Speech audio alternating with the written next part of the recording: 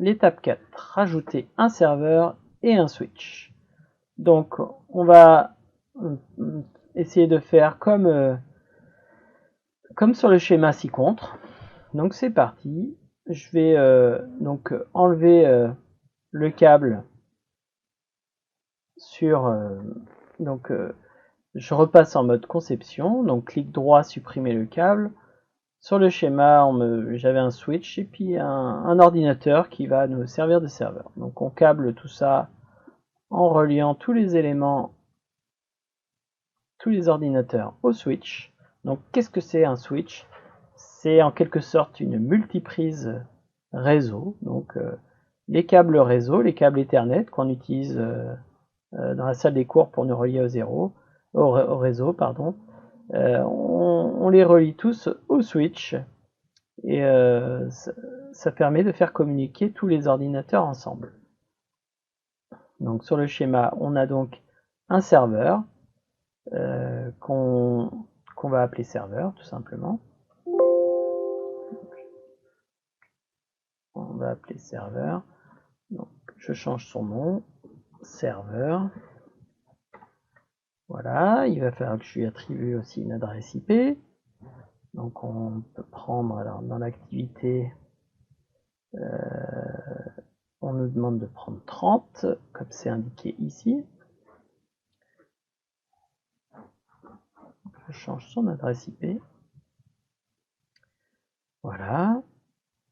Ensuite, je vais repasser en mode simulation et installer ce qu'on appelle un éco-serveur en anglais. Donc on va voir la correspondance. Donc, mode simulation, ajout d'installation et la correspondance de co-serveur, c'est serveur générique. Donc j'installe serveur générique, démarrer, comme c'est indiqué dans l'activité. Et on nous dit qu'on va configurer un ordinateur comme étant un client. Donc le principe du client, c'est de se connecter vers un serveur qui, le serveur, lui, va lui proposer des services. Donc on parle de client-serveur. Le client accède au service du serveur. Donc on y va. Je vais donc installer maintenant un client générique. Donc là, l'adresse du serveur, je la renseigne, 192.168.0.30, on a dit. Je me connecte. Donc on a vu, ça a clignoté. Connexion établie. Et je vais pouvoir envoyer un message au serveur pour savoir si tout se passe bien et analyser les échanges. Envoyer. Donc il a bien envoyé bonjour et le serveur a reçu bonjour. On peut regarder sur la fenêtre du serveur en affichant l'autre fenêtre.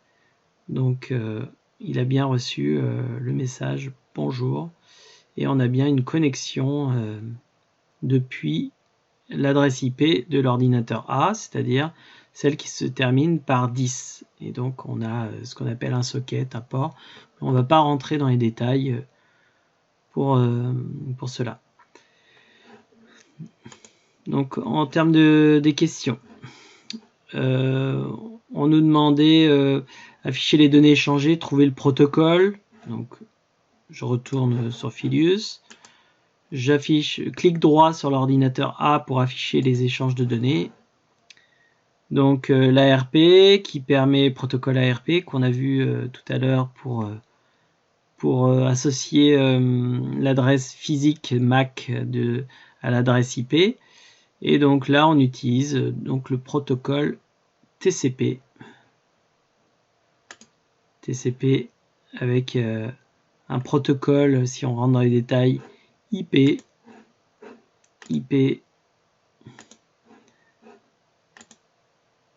la TCP, IP, TCP, IP, TCP.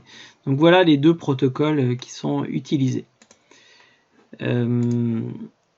Donc le protocole, c'est le protocole IP.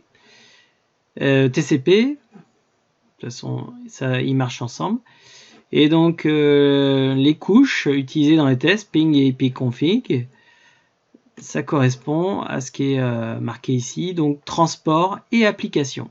Donc voilà les deux couches utilisées, transport et application. Donc transport des données et l'application qui envoie le message. Donc transport et application ici. On termine.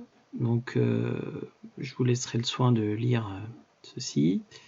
Et donc là, qu'est-ce qu'il faut mettre?